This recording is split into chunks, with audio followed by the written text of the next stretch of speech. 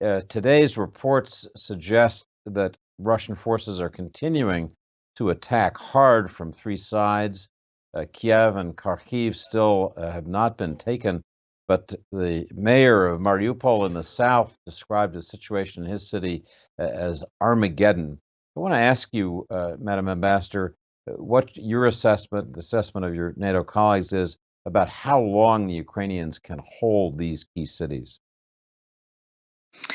Well, first of all, let me say that this is not exactly going as planned for Russia's military forces. We're aware of the fact that they were under the impression that they would be able to come in and take Kyiv as well as other corners of Ukraine in rapid succession, and that somehow the people of Ukraine would come out and welcome them. Obviously, the exact opposite has happened. They have not taken Kyiv.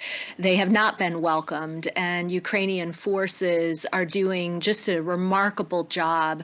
Their fighting spirit, their capabilities, their determination to push back against Russian forces has been nothing short of remarkable.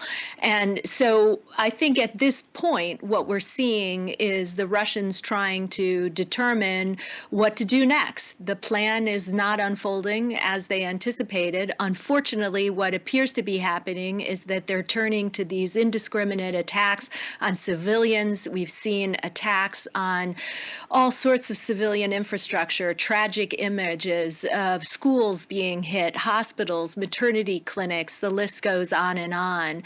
So, in terms of your question about how long the Ukrainian forces can keep at it, no one knows. We're all watching this situation closely, but it does appear that Russia is not going to succeed in its fundamental aims of taking over complete control of Ukraine. No one in Ukraine, the people will not let that happen. So again, we have been encouraged by what we've seen by the Ukrainian forces, but also appalled by the tactics that the Russians are now turning to.